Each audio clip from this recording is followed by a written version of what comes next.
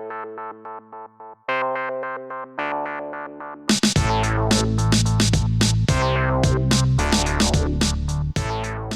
Lego fans, how you doing today? My name is Andy. Thanks for tuning into my channel. Let's talk about Lego. And today, well, I got to fix a mistake. When I measured, or I don't know if you want to call it measured, but sorted out where the T-plate needed to be located at, I used this plate to measure my 32 studs between here and here. Well, this plate isn't correct, because the bike lane is 2 studs in instead of being on the outside like it should be there. So when I put in the correct plate, obviously with the bike plate moving over 2 studs, the road moves over 2 studs too. So that created a smaller space in here. So now there's no longer 32 studs in there, but 30. So I have to move the T-plate. And it may have came out better as far as like the studs go if I would have done it the correct way. So I'm going to have to take out the T-plate. I'm either going to have to take it out and rearrange it somehow, or I'm going to have to rearrange the T-plate itself to move over 2 studs. So let me get that figured out and we'll come right back. Okay, so I took out the 1 stud fill-in thing that I had up there, and I was able to push it down enough, push the T-plate down enough that way to make up for the other stud. So now it's in the right place. I can get a 32 plate in here. However, I've got 2 studs there to fill in now. So ordinarily, if I was able to push this down, but because of that hangover, I can't do that. If I pushed it down there on that road, it would just put the 2 studs over there instead. So it doesn't really matter where they're at. There's still going to be 2 studs there. So I'm going to have to fill those in. Probably just extend that road plate that already has the extra 3 studs and make it 5 studs. So let's do that real quick. All right, folks, there you have it. We have our 5 studs now filled in, or I guess it was 2 studs, but combined with the other 3 that we had to fill in the other day, it's 5 studs. So as you can see, there's tiles there filling in for those 5 studs. So now everything is good here, and we have our 32 studs back here. So those road plates are good. I got to convert this road plate over to that road plate, make the bike lane over, and just essentially move everything over 2 studs, road plate included, and then we'll be good to go with that. Next thing I want to do is I want to work on this railroad crossing over here. So let's go over there. Okay, so I think what I'm going to do, I think I'm going to go ahead and move that flex track, even though I said I didn't have to, which I technically don't. But the bike lane needs to go over the tracks right here, and that would be hard to do with the flex track in the way. Plus, I think the crossing might extend a little bit past this point too, because the crossing might be wider than what the road is. I'm not sure. But anyway, we're going to move the flex track, and then we're going to start building a railroad crossing. So let's get that done. Okay, so I got the flex track moved. It's no longer there. It is now over here. Although in the process, I got a double tie there now. Do I have a double opening too somewhere? Well, probably could flip this around and put so the tie ends right there instead of being an opening there. We could probably fix that part. So yeah, there you go. And then we got to put the railroad crossing in, which I'm going to build here momentarily, and probably take some pieces from this double here, because I might need these slope pieces. I don't know if I have any more of those.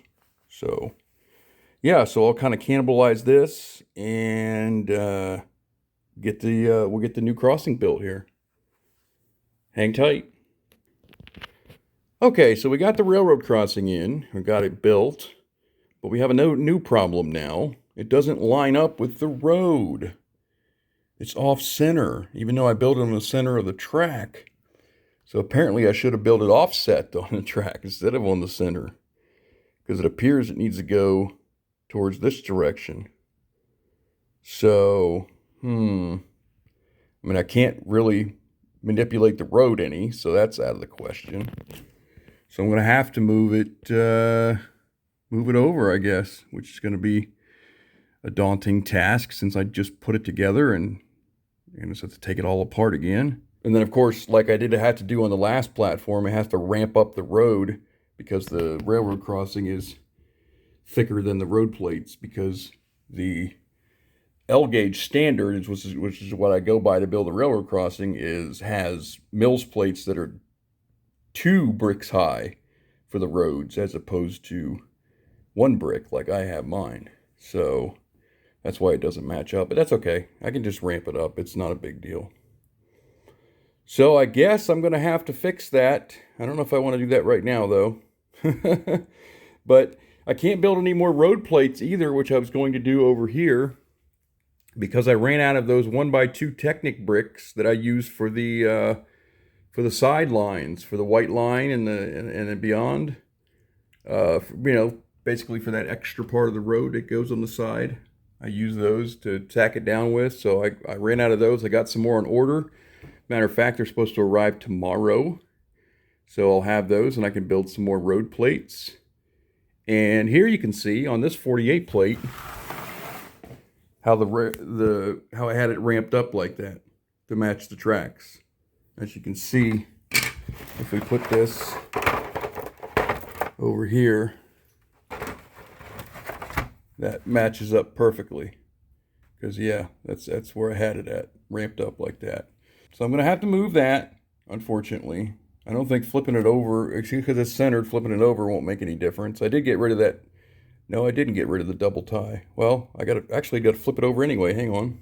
There we go. Got rid of the double tie, and it's in there where it's supposed to be, but still doesn't line up with the road, unfortunately. I can't move that over any. So it's going to have to move over approximately, to be centered on the road, I'd say 4 studs over. Yeah, about 4 studs over. Let's go ahead and do that, and then we'll see what it looks like. All right, guys, check it out. We got her moved. It is now perfect. Perfectly aligned with the road, centered there. Well, not centered on the tracks, but centered with the road. So now it looks perfect. So now I just need to ramp up the road on this side, put in railroad crossing signals and gates, which I have somewhere, and it'll be done. And then we got to obviously build more road plates on this side. This 48 plate is just sitting there for right now. It's got to move. So I got to build a lot of road plates. I got to build road plates to go all the way across here. Then I got to build another railroad crossing there, and then continue the roads till whatever point to the amusement park entrance, where that's going to be. And then, which technically it should have a parking lot too. I don't know if we'll have room for one or not. But, and then over here, I need to build road plates to continue here and go all the way down this platform, however far we're going to go. I don't know yet.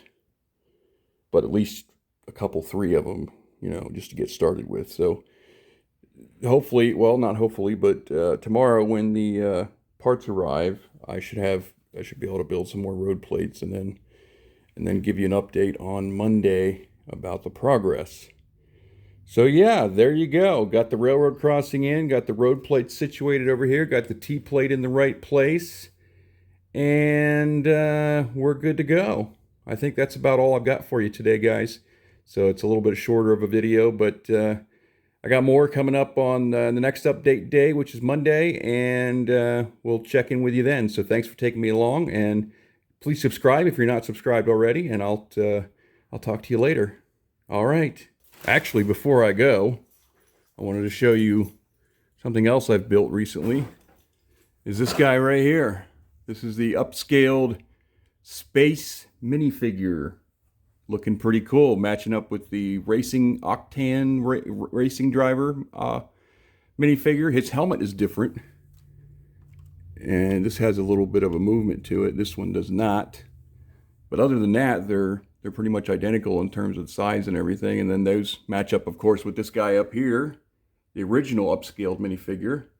And then over there was the Upscaled Santa Claus. So now there's 4 of them.